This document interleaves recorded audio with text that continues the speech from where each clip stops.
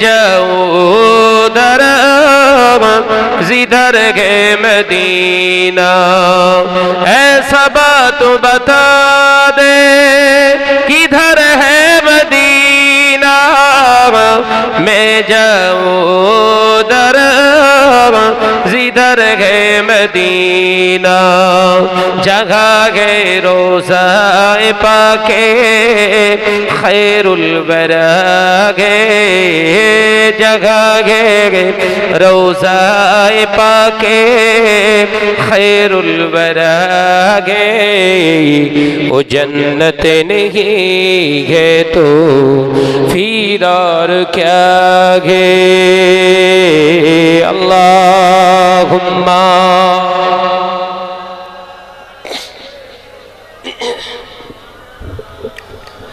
माशाअल्लाह माशाअल्लाह, आवाज दे बड़ी वालाने।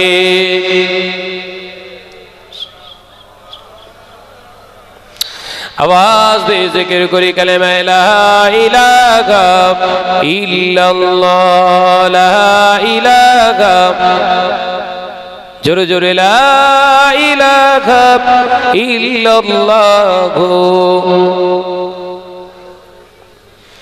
हमारे कंठ তুমি তোমারই বাণী দিয়েছো, বুকের দেরাজ তুমি তোমারই স্থান দিয়েছো। এত ভালোবাসো কেন মালিক আমার, কি করে শুকর তার করি আদায়, কি করে শুকর তার করি আদায়। লা ইলাহা ইল্লাল্লাহ, জোরে জোরে লা ইলাহা।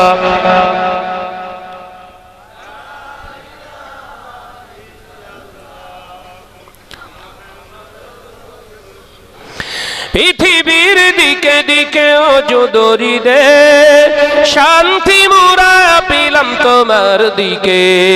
পৃথিবীর দিকে দিকে অজদরি দে, শান্তি মোরা পেলাম তোমার দিকে। রহমত যে তোমার করুণা বেশুমার, রহমত যে তোমার করুণা বেশুমার। সেজদাতে নুয়ে পড়ে মাথা,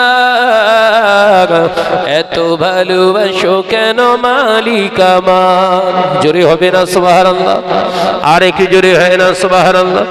আমারে কণ্ঠে তুমি তোমারই বাণী দিয়েছো, বুকের দেরাজ তুমি তোমারই স্থান দিয়েছো।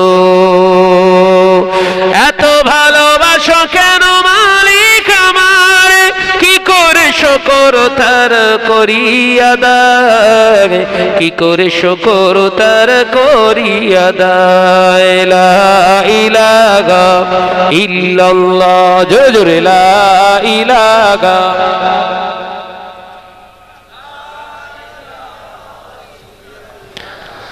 মুহাম্মাদুর রাসূলুল্লাহ।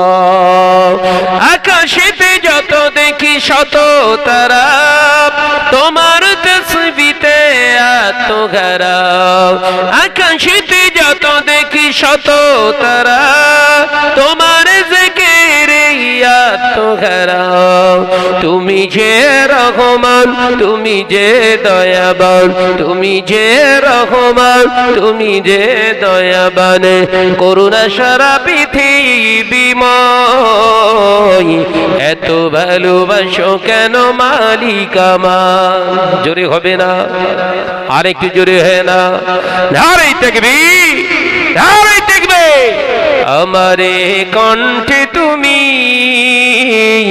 তোমারই বাণী দিয়েছো, বুকের দেরাজ তুমি তোমারই স্থান দিয়েছো। লা ইলাহা ইল্লাল্লাহ। এই ফ্যানটা চালানো যাবে না। লা ইলাহা ইল্লাল্লাহু। قال الله تعالى في كلامه المجيد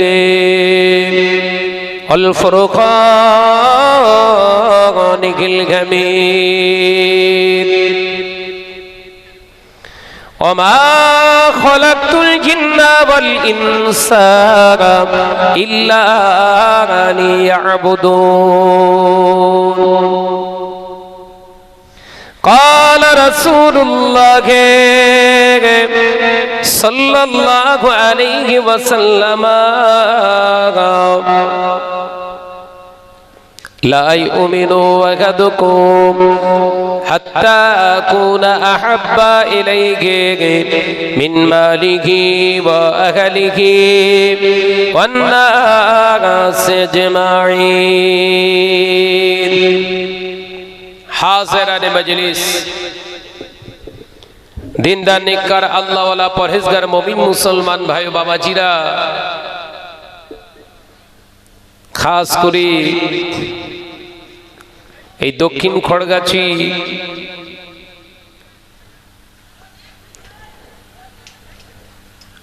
আবু জাফরিয়া সিদ্দিকিয়া হিফজুল কোরআন মাদ্রাসা ও এতিমখানার বাৎসরিক ঈদে মিলাদুন নবী জলসা দরজা মানিয়া ইসালে সওয়াবের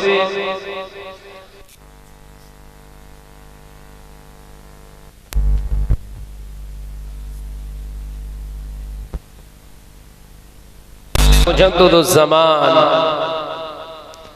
জনাব পীরজাদা ভাইজান হুজুর কিবলা,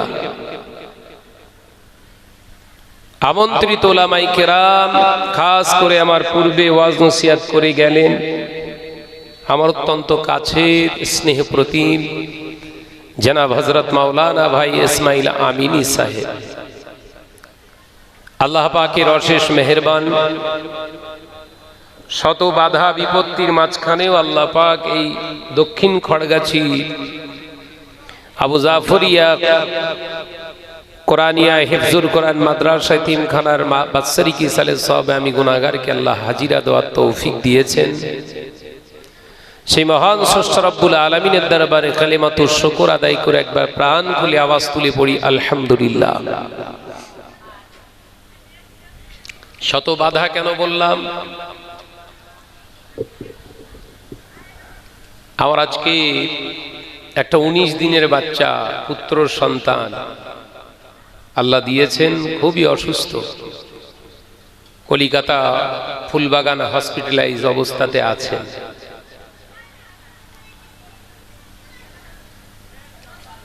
এতদিন আমি এই 19 দিন টোটাল জলসা করছি ওখান থেকে, রাতে জলসা করি ওখানেই চলে যায়, গাড়ির ভিতরে রেস্ট। অন্য অন্য ওলামায়ে বক্তারা আছে, সব ওজোর দিয়ে হয়তো দাওয়াত কেটে দিত, আসতো না, তাই না? কিন্তু এটাই তো পরীক্ষা মুমিনের। মুমিন, তোর জবানের কতটা দাম আছে, তুই যা বলিস সেটা আমলে করিস কিনা আমি দেখব। এজন্য টেস্ট শুরু হয়েছে। এখান থেকে পাশ করতে পারলে তবে আমি আপনি প্রকৃত আল্লাহর বান্দা হতে পারবো। শুধু নামাজ পড়লেই আল্লাহওয়ালা হতে পারবেন না। আপনার জীবনের প্রতিটা মুহূর্ত যদি নিজে আপনি মনে করেন মুমিন, তাহলে আপনাকে ইমতিহান, পরীক্ষা দিতে হবে, বিভিন্ন পরীক্ষা। আমরা যেমন সমাজের বুকে স্কুল, কলেজ, ইউনিভার্সিটি, মাদ্রাসায় পরীক্ষা দেই, বিভিন্ন সাবজেক্ট আছে না, বাংলা আছে, ইংরেজি আছে, অঙ্ক আছে, ইতিহাস আছে, ভূগোল আছে, আছে না? নাই। আমার আপনার জীবন, এই গোটা তামাম পৃথিবীটা পরীক্ষালয়, এটা একটা পরীক্ষা কেন্দ্র। বিভিন্ন কোয়ালিটি সাবজেক্টের উপরে আল্লাহ বিপদ দেবে। শুধু বালা মুসিবত আসছে মানে আপনার পরীক্ষা, আর আপনি সুখে শান্তিতে আছেন, আরামায়েশে আছেন মানে আপনার পরীক্ষা হচ্ছে না, ওটাও পরীক্ষা। দুনিয়ায় আল্লাহ পাক আপনার টাকা পয়সা, অর্থ, ধন সম্পদ দিয়েছে, ওটাও আপনার জন্য ইমতিহান। আপনি কোন রাস্তায় ব্যয় করবে আল্লাহ হিসাব নেবে। কথা বুঝতে পারেন? আমি সেদিকে খেয়াল করেই একটি ছোট্ট আয়াতে কারিমা রেখেছি, আলোচনা খুব সংক্ষেপে। ভাইজান হুজুর কেবলা না আসা পর্যন্ত আমাকে হজ করতে হবে, এর উপরেই আলোচনা রাখবেন ইনশাআল্লাহ। আল্লাহ পাক যতটুকু আলোচনা করাবেন, বক্তা শ্রোতা ও ভাইকে আল্লাহ পাক যেন আমল করার তৌফিক দেন, বলুন আমিন। জোরে বলি আল্লাহুম্মা আমিন। দেখুন, এই কোরআনের হেদায়াতের বাণী, এই কোরআনের বাণী যিনি দান করবেন, মানুষকে হেদায়াতের রাস্তার দিকে যিনি আহ্বান করবেন, দায়ী হবেন, শরীয়তের প্রথম শর্ত হলো এটা যে কোরআনের আয়াতটা নিয়ে আপনি সমাজকে উপদেশ দেবেন, ওই কোরআনের আয়াতের উপরে আপনাকে আমল করতে হবে। আলোচনা বুঝতে পারছেন? মানে আপনি যে আয়াতের উপরে আলোচনা সমাজকে দাওয়াত দেবেন, ওই আয়াতের উপরে আপনার নিজের জীবনটা আগে তৈরি করতে হবে, আমলে বাস্তবায়িত করে তবে আপনি নসিহত দেন। তাহলে আপনার নসিহতে সমাজ পরিবর্তন আল্লাহ পাক করিয়ে দেবেন, বলুন সুবহানাল্লাহ। এবার জোরে হবে না? আল্লাহ ইচ্ছা করলে 6666টি কোরআনের আয়াত একসঙ্গে হাবিবকে দিয়ে দিতে পারতেন, তো পারতেন না? পারতেন না? জোরে বলেন না। আল্লাহ সময় নিলেন 6666টি আয়াত, তিনি কোরআনের মালিক হয়ে অবতীর্ণ করলেন 8395 দিন ধরে, বলুন সুবহানাল্লাহ। জোরে হচ্ছে না? আর একটু জোরে বলেন। তাহলে আয়াতের থেকে দিন বেশি না? 6666টি আয়াত, আর নাজিল করতে, অবতীর্ণ করতে হাবিবের উপরে রাহমাতাল লিল আলামিনের কাছে সময় নিলেন 8395।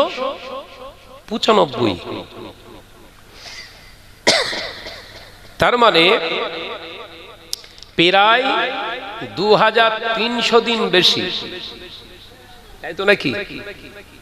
কেন?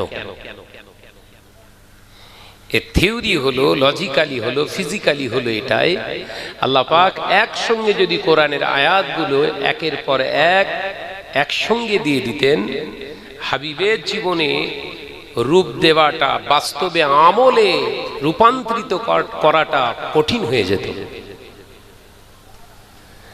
পাশাপাশি মানুষকে নসিহাতের জায়গা, হেদায়াতের বাণী, রিসালাতের দাওয়াত দেওয়াটা বড় কঠিন হয়ে যেত। ওই জন্য আল্লাহ পাক রহমানুর রহিম রব্বে করিম তিনি একটু একটু করে কোরআন নাজিল করলেন, হাবিবের যাতে সিনা মোবারকে ধরতে সহজ হয়, আমল করতে সহজ হয়, মানুষকে উপদেশ দিতে সুবিধা হয়। একবার জোরে বলুন, একবার জোরে হবে না সুবহানাল্লাহ? এটা কোরআনের গোড়ার কথা বলে দিলাম। কিন্তু বর্তমান সময়ে সব থেকে বড় প্রবলেম হলো ওখান থেকে। এক একটা স্টেজে এক একটা বক্তা ওয়াজ করছে 12টা, 14টা, 20টা, 25টা, 30টা আয়াতের উপরে ওয়াজ করছে। কথা বোঝাতে পারলাম না? দেখেননি বক্তা উঠেছে তো, শুধু অনুবাদ করে, তাফসির নয়। তাফসির করতে গেলে শর্ত হলো শানে নুজুল, প্রেক্ষাপট, গার্জিয়াত আলোচনা করতে হবে। কিন্তু বক্তার সমাজে বেরিয়েছে, তাদের আলোচনা প্রসঙ্গ হচ্ছে এই সূরার নাম,